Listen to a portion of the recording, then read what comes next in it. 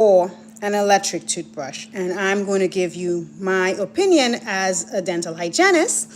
And I know a lot of people struggle with this question, which is better. I'm also going to teach you how to brush with a manual toothbrush and an electric toothbrush because it's different. So first, let's start with the manual toothbrush. You want to make sure that the bristles are always soft. Firm bristles or medium bristles will damage teeth enamel and wear them away. So how do you brush your teeth with a manual toothbrush? You want to angle the bristles of the toothbrush at a 45-degree angle into the gum line. Do circles and then brush away from the teeth. Circles away, circles away, circles away. Now that's for the top teeth. For the bottom teeth, you want to angle the bristles of the brush down into the gums at a 45-degree angle. Do circles and up. Hello, welcome to the live. Circles and up, circles and up. So the key is you're getting all of the plaque and all of that stuff off from the teeth and away from the gums because you want to avoid it causing, cavities or gum problems. Now, where you chew your food with a manual toothbrush, you can go like this into these little grooves and stuff like that. And then this is an area that a lot of people miss. Most people build up a lot of stuff here. So you want to do little circles right here and pay extra special attention, okay? In the insides, you want to make sure you also angle the bristles of the brush. Circle, circle, circles up. Circle, circle, circles up. It should take you with a manual toothbrush about 2 minutes, 2 to 3 minutes to do a really good job brushing all of your teeth, okay? You can always set a timer and just kind of like go around and really get everything out. Now, how does brushing with this differ from this?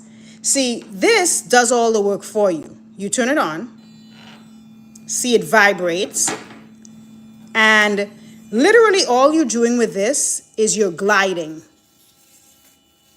You're still angling the bristle of the brush at a 45-degree angle into the gums, but you are gliding and it's vibrating and getting everything off for you, okay? So you're gliding, gliding, gliding, gliding, gliding, gliding, gliding, gliding, gliding. And for the bottom, you're doing very similar. Again, you're angling the bristles towards the gum line and you are gliding, gliding, gliding, gliding, gliding, gliding, gliding, gliding.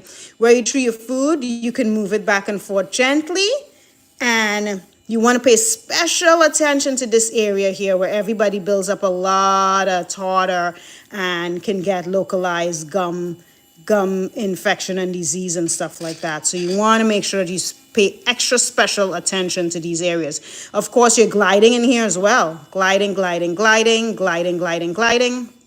And most people, when they brush with an electric toothbrush for the first time, it can take you about a good week to become acclimated to it. So here comes the big question, in my opinion. So technically, as long as you're brushing for 2 minutes and you're doing the right technique, you should get a good result. However, with a manual toothbrush, it's not going to reduce as much stain as an electric toothbrush. I've noticed that patients that use an electric toothbrush can tend to get less staining on their teeth. So if you're more interested in that, that's a better option to get an electric toothbrush. I always recommend my patients use an electric toothbrush. Even if you have braces, I actually recommend you use an electric toothbrush. Now, what's the difference too is cost. Some electric toothbrushes can run you $40 to $200, but it's an investment in your health because if you stay healthier longer, you pay less money to the dentist. So it's just better. So which should you go with? I'm going to say get yourself a really good electric toothbrush. Make sure you're subscribing to me.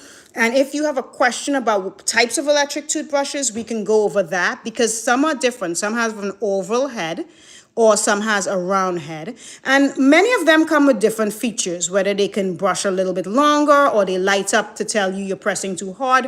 There's a variety of different features. But in general, I would have to say I would choose an electric toothbrush. I don't know which one you use, but let me know in the comments if you use an electric toothbrush or if you use a manual toothbrush. Which one do you guys use?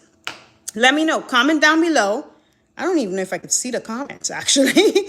Let me know which one you guys use because you will notice a different result. And if you have braces on, it's easier to get a lot of stuff off of your braces with an electric toothbrush.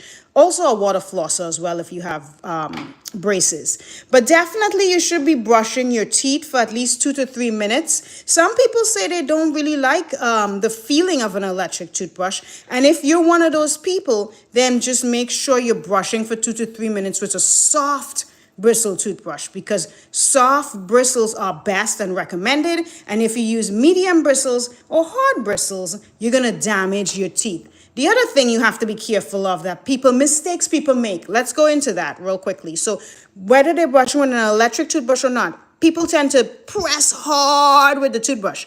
They press hard because they want to do a good job on their scrub.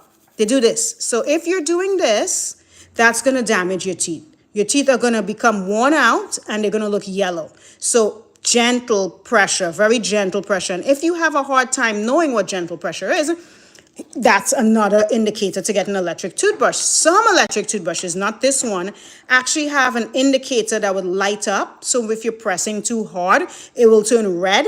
And then that will let you know, hey, I need to back off a little bit over here because I'm brushing too hard. The other thing people do that's not a good idea is they share toothbrushes. So sometimes people might store their toothbrush in a cup or in an area with other people's toothbrushes, family members, and they might touch. And so that is sharing bacteria or swapping bacteria. So a toothbrush per family member or per person is super important.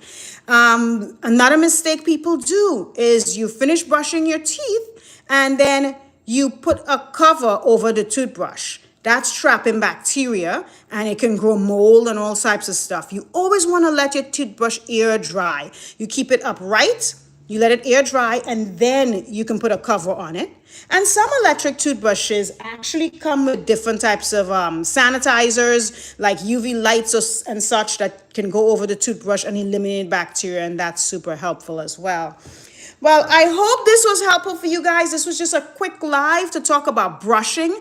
I would love to do another live on ways to floss your teeth, especially if you have braces, because that's something that I think is challenging for people, and I think that's a good one. And I was also thinking of doing like some fun quizzes or something like that. So let me know in the comments if you guys have anything you want me to talk about. I did a live yesterday briefly, and we talked about braces and candy that you can have during Halloween with braces. So if you missed that one, you could go check that one out. Also, make sure you're subscribing to me. And I'm so thankful that you guys are here right now. I'm going to share this live for anyone that missed it so you guys can see. And you can learn the differences between a manual toothbrush and an electric toothbrush. And just to recap, I'm always going to be team electric toothbrush first. And then if you have no other choices, then manual. But team electric toothbrush all the way. Yay!